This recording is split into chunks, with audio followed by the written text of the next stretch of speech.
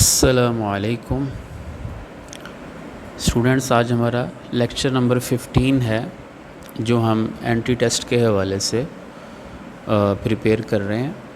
और आज हमारा टॉपिक है सेंट्रीपिटल फोर्स और उसका हम पहला पार्ट करेंगे। सेंट्रीपिटल फोर्स वो फोर्स होती है जो स्ट्रेट लाइन मोशन को सर्कुलर मोशन में तब्दील कर दे, या इस तरह कह लें कि जो बेंड कर दे स्ट्रेट पाथ को into circular path.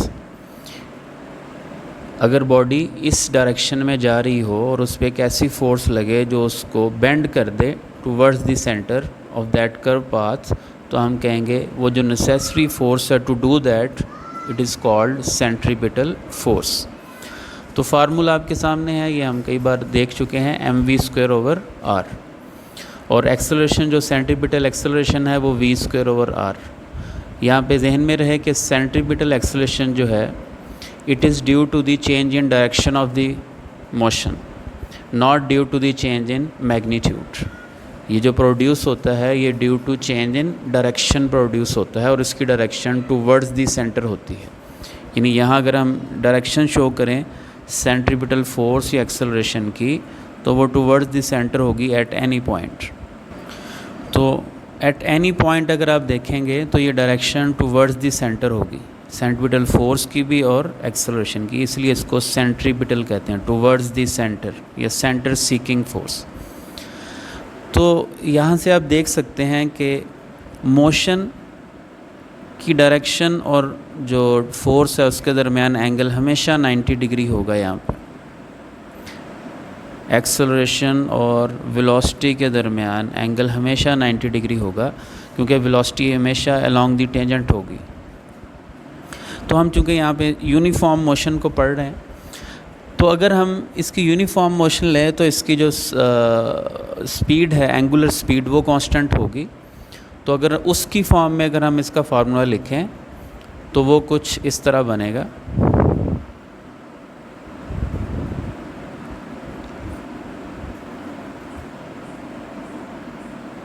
mr²। Omega यहाँ पे एंगुलर स्पीड है, और सेंट्रीपिटल एक्सेलरेशन बनेगा आपके पास r⍵²।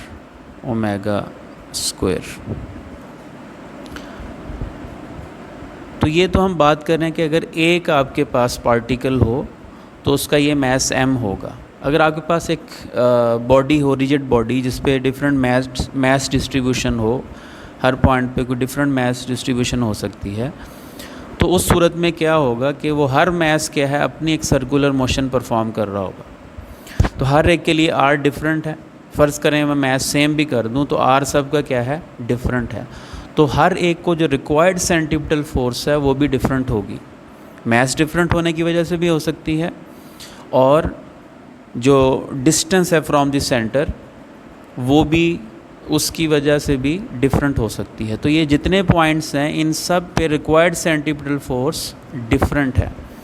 इसका मतलब क्या हुआ कि अगर आपके पास एक फ़र्ज़ करें झूला है या इस तरह की कोई चीज़ है जिसमें जो एक सर्कुलर मोशन परफॉर्म कर रही है, तो उसके हर जगह पे अगर फ़र्ज़ करें जो बच्चे बैठे हैं झूले पे, वो सेंटर से डिफरेंट फासले पे हैं, तो हर एक को जो रिक्वायर्ड सेंट्रीपिटल फोर्स होगी वो डिफरेंट होगी।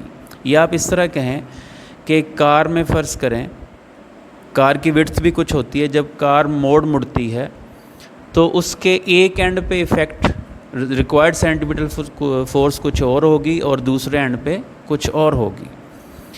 तो ये ज़हन में रहे आपके कि आर के चेंज होने से सेंट्रीपिटल फोर्स भी चेंज होती है, या मैस के चेंज होने से। तो अगर फार्मूला से आप देखें, तो फार्मूला की मदद से अगर आप देखें तो जो सबसे एंड पे होगा, अगर ये सब के मैस सेम है, जो सबसे एंड पे होगा उसके लिए सबसे कम फोर्स रिक्वायर होगी सेंट्रीपिटल फोर्स, क्योंकि आर के साथ जो रिलेशन है वो इन्वर्स का है। और जो सबसे करीब होगा उसके लिए रिक्वायर्ड सेंट्रीपिटल फोर्स सबसे ज़्यादा होगी। इसीलिए जब एक गाड़ी या बस एक मोड़ मुड़ती है जो उसके उस एंड पे लोग बैठे होते हैं, जिस तरह वो मोड़ मुड़ रही होती है, तो वहाँ उनको ज़्यादा इफ़ेक्ट होता है, क्योंकि उनके लिए रिक्वायर्ड सेंट्रीपिटल फोर्स ज़्यादा होती है। अब ये डिफरेंट रिलेशन अगर आप इनके पढ़ें, F is proportional to mass, यानी फोर्स, सेंट्रीपिटल फोर्स जो है वो मैस के प्रोपोर्शनल है। मतलब क्या हुआ कि अगर आपके पास दो डिफरेंट ऑब्जेक्ट यहाँ पे जा रहे हैं, एक फ़र्ज़ करें ट्रक जा रहा है और एक फ़र्ज़ करें गाड़ी जा रही है यहाँ पे, तो सेम स्पीड से वो मोड़ मुड़ रहे हैं, दोनों ऑब्जेक्ट की स्पीड क्या है, सेम है। फ़र्ज़ करें ये ऑब्जेक्ट हैं, इनमें से एक अज्यूम कर लें कि कार है और एक ट्रक है, सेम स्पीड से इसी कर्व के अलॉन्ग ये मुड़ रहे हैं। तो रिक्वायर्ड सेंट्रीपिटल फोर्स किसकी ज़्यादा होगी, जिसका मैस ज़्यादा होगा। तो ट्रक को ज़्यादा जो रिक्वायर्ड सेंट्रीपिटल फोर्स है वो ज़्यादा रिक्वायर्ड होगी, यानी उससे ज़्यादा एफर्ट करनी पड़ेगी मोड़ मोड़ने के लिए। इसलिए आप देखते हैं कि साइकिल से मोड़ मोड़ें तो बड़ी आसानी से मुड़ जाता है, कार से करें तो थोड़ी मुश्किल होती है, और हैवी कोई चीज़ हो तो उससे ज़्यादा मुश्किल होती है मोड़ मोड़ने में। तो क्योंकि रिक्वायर्ड सेंट्रीपिटल फोर्स बढ़ जाती है, तो जितना मैस ज़्यादा होगा रिक्वायर्ड सेंट्रीपिटल फोर्स उतनी ज़्यादा होगी, उतनी आपको ज़्यादा वो प्रोवाइड करनी पड़ेगी। वो कौन प्रोवाइड करता है वो हम नेक्स्ट वीडियो में बात करेंगे, जब डिफरेंट टाइप्स की सेंट्रीपिटल फोर्स आप पढ़ेंगे या डिफरेंट टाइप की सिचुएशन पढ़ेंगे जिसमें सर्कुलर मोशन हो रही होती है। तो यहाँ से क्या पता चला, मैस जितना ज़्यादा होगा रिक्वायर्ड फोर्स भी उतनी ज़्यादा होगी। फ़र्ज़ करें कोई आपसे कहे कि आपके पास एक ट्रक है जिसका मैस कार के मुकाबले में 10 गुना ज़्यादा है, तो फॉर सेम स्पीड दोनों की जो फोर्सेस की रेशो होगी वो क्या होगी, सेंट्रीपिटल फोर्स की। तो आपको पता है 10 गुना मैस ज़्यादा है, तो अगर मैस की रेशो 110 है तो फोर्सेस की रेशो भी 110 होगी, क्योंकि ये प्रोपोर्शनल है। और ये मैं आपको पहले 9 जो आपके ये लेक्चर हैं उसमें अच्छी तरह एक्सप्लेन कर चुका हूँ। तो अगर ये 2 टाइम्स है तो ये भी 2 टाइम्स हो जाएगी, 3 टाइम्स है तो 3 टाइम्स, 10 टाइम्स है तो 10 टाइम्स हो जाएगी। तो ये सिचुएशन इस तरह है। तो जब आप एक चीज़ का इफ़ेक्ट देख रहे हैं तो बाकी चीज़ों का इफ़ेक्ट आप क्या कर रहे हैं, कंसीडर नहीं कर रहे। तो इस सूरत में हमने रेडियस को सेम रखा है और स्पीड को सेम रखा है।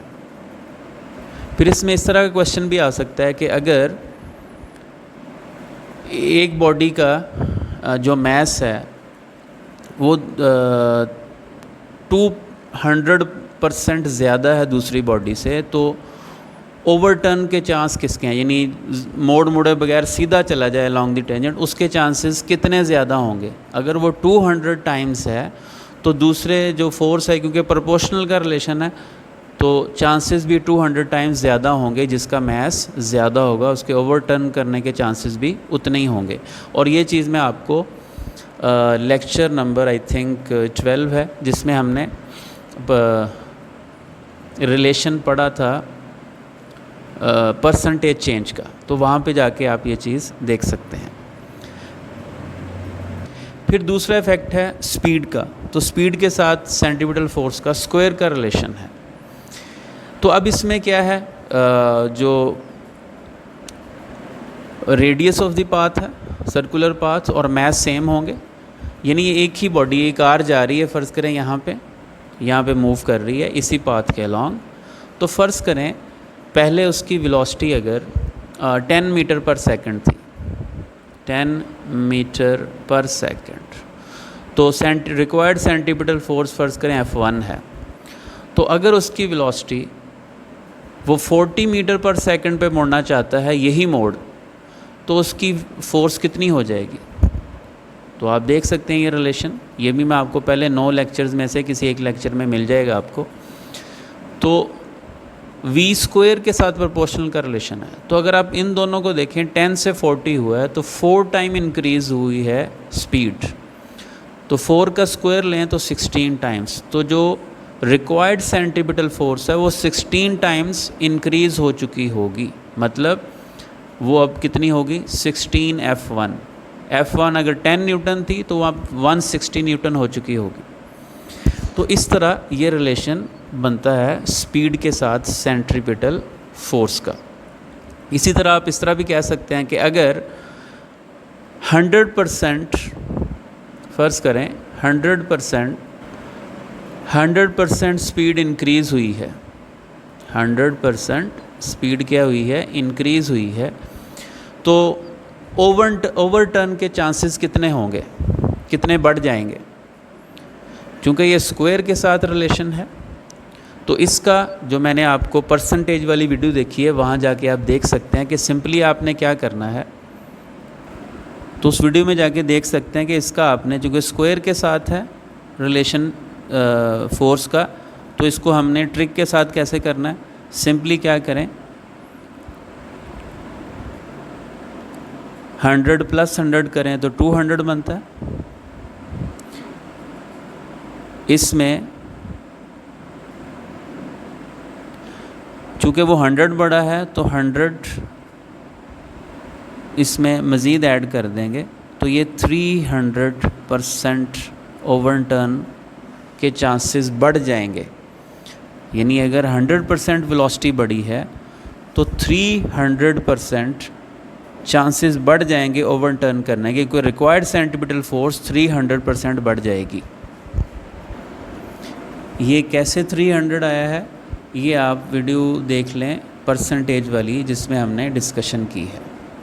बहरहाल ये ओवरटर्न के क्वेश्चन इस तरह के आएंगे कि अगर वेलोसिटी इतने % बढ़ गई तो ओवरटर्न कितना होगा, कितने चांसेस बढ़ जाएंगे ओवरटर्न के। वो उतने ही बढ़ेंगे जितनी स्पीड, जो फोर्स है वो परसेंटेज बढ़ेगी जितनी। कन्फ्यूज़न से बचने के लिए मैं आपको वो ट्रिक बता ही देता हूँ कि फ़र्ज़ करें वेलोसिटी 20% बढ़ती तो ओवरटर्न के चांसेस कितने हो जाते, या सेंट्रीपिटल फोर्स कितने % बढ़ जाती, रिक्वायर्ड सेंट्रीपिटल फोर्स। तो सिंपली 20 + 20 करना है आपने, प्लस ये 20 है तो ये 2 आप कर लें, 2 का स्क्वायर ले लें, तो ये आपके पास आ जाएगा 44%। इसी तरह अगर डिक्रीज़ में हो, तो यहाँ माइनस कर देंगे, यानी 20% वेलोसिटी डिक्रीज़ हुई है तो ओवरटर्न के चांसेस कितने डिक्रीज़ हो जाएंगे, या सेंट्रीपिटल फोर्स कितने % डिक्रीज़ होगी, तो माइनस कर दें तो वो 36% आ जाएगा। बहरहाल तो अगर फ़र्ज़ करें 70% है तो 70 + 70 + 7 का स्क्वायर, ठीक है जी। ये आप करेंगे तो ये तकरीबन बनता है 189%, ठीक है। इसी तरह अगर 100 का हमने लिया था तो 100 + 100 हो गया था, तो +10 का स्क्वायर लिया था हमने, तो ये 300% हो गया था। तो इस तरह वो ट्रिक है अगर रिलेशन इस तरह का हो, यानी स्क्वायर के साथ वो चीज़ चेंज हो रही हो।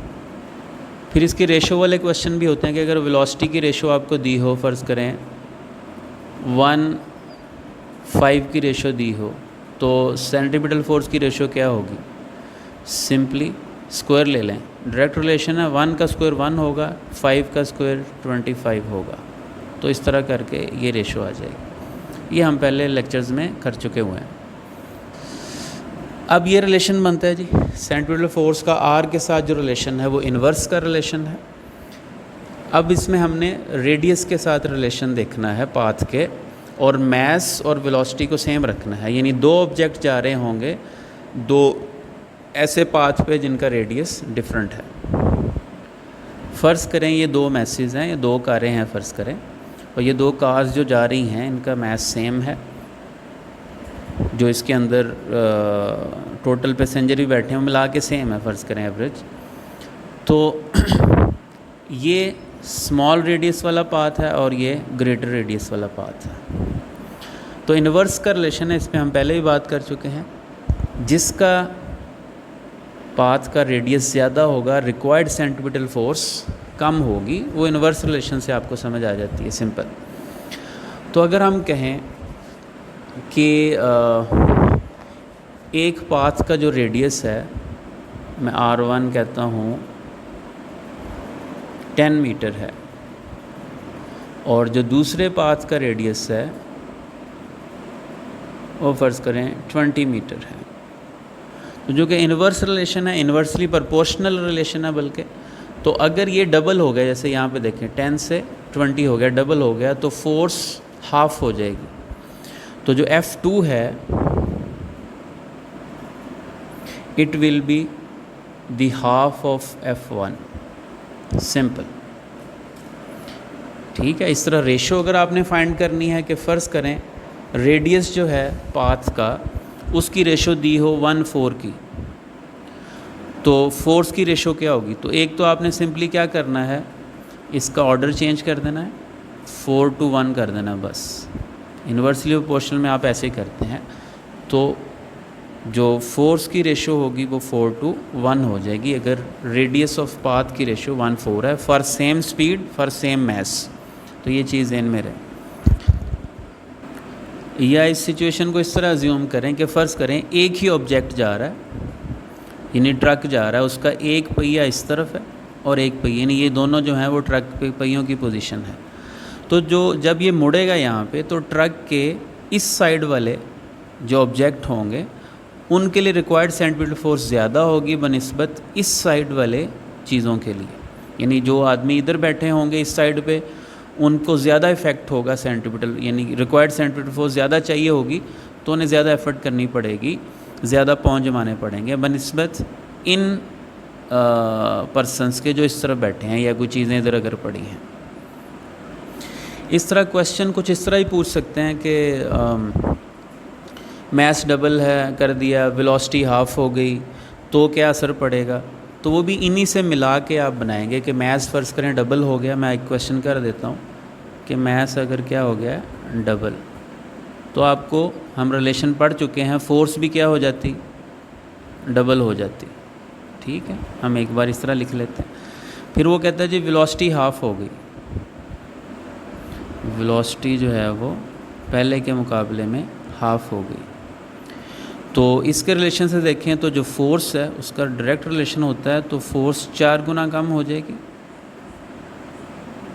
ठीक है जी, अब इन दोनों का कॉम्बिनेशन कर लें, इसका और इसका। ठीक है, तो आप देखेंगे ये 2 4 को 2 कर देगा तो हाफ रह जाएगी, फोर्स क्या हो जाएगी, हाफ हो जाएगी। तो फोर्स पहले के मुकाबले में हाफ रह जाएगी अगर मैस डबल कर दें, रिक्वायर्ड सेंट्रीपिटल फोर्स की बात कर रहे हैं, और वेलोसिटी हाफ कर दें, तो रिक्वायर्ड सेंट्रीपिटल फोर्स पहले के मुकाबले में हाफ हो जाएगी। अगर पहले 100 न्यूटन थी तो अब 50 न्यूटन हो जाएगी। अब ये जो सेंट्रीपिटल फोर्स है ये आपको पता है कि डिफ्लेक्शन फोर्स है। ये क्या है, सिर्फ पाथ को डिफ्लेक्ट करती है, स्ट्रेट पाथ को सर्कुलर पाथ में बेंड करती है। ये स्पीड को चेंज नहीं करती, ये जहन में रहे, बड़ी इंपॉर्टेंट चीज़ है, स्पीड को चेंज नहीं करती। इट मीन्स ये एनर्जी ऑफ द बॉडी को चेंज नहीं करती। Centripetal force does not change the energy of the body in तो सेंट्रीपिटल फोर्स की वजह से स्पीड चेंज नहीं होती। अगर स्पीड चेंज नहीं हो रही तो काइनेटिक एनर्जी चेंज नहीं हो रही। अगर काइनेटिक एनर्जी चेंज नहीं हो रही तो इट मीन्स एनर्जी में चेंज नहीं आ रहा। अगर एनर्जी में चेंज नहीं आ रहा तो वर्क एनर्जी प्रिंसिपल क्या कहता है कि वर्क ज़ीरो होगा।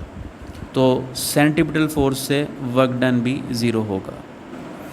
जो सेंट्रीपिटल फोर्स है वो पाथ ऑफ द बॉडी को बेंड करती है, डिफ्लेक्ट करती है, लेकिन उसकी स्पीड या एनर्जी को चेंज नहीं करती। तो वर्क एनर्जी प्रिंसिपल क्या कहता है कि work is equal to change in energy, work done on the body या by the body is equal to change in its energy. अगर change in its energy zero है, इसके मुताबिक ज़ीरो है, तो वर्क भी क्या हो गया, ज़ीरो। तो इसलिए centripetal force work done centripetal force by वो ज़ीरो होता है, क्योंकि ये सूडो फोर्स है, ख़ुद से कोई फोर्स नहीं होती, इसे कोई ना कोई प्रोवाइड कर रहा होता है। और वो कैसे प्रोवाइड करते हैं हम नेक्स्ट लेक्चर में इसको देखेंगे। लास्ट चीज़ है जी इनके ग्राफ जो है, ये फोर्स का तो ये फोर्स के ग्राफ हैं भी, मैस के साथ ग्राफ है, रेडियस ऑफ द पाथ के साथ ग्राफ है और स्पीड के साथ। ये मैं बड़ी अच्छी तरह एक्सप्लेन कर चुका हूँ आपको मेरे प्रीवियस लेक्चर जो पढ़े हैं 1 से लेके 8-9 तक, उनमें ये काफ़ी तफसील से हमने डिस्कस किया हुआ है। डायरेक्ट रिलेशन हमेशा लीनियर यानी स्ट्रेट लाइन देता है इस तरह। इन्वर्स रिलेशन का ग्राफ हमेशा ऐसा आता है, और फोर्स और वेलोसिटी का चूँकि स्क्वायर का रिलेशन है डायरेक्ट, तो वो हमेशा इस तरह की कर्व आएगी। तो आप जाके देख सकते हैं उसको क्या कहते हैं, पिछले लेक्चर आप जाके देख सकते हैं।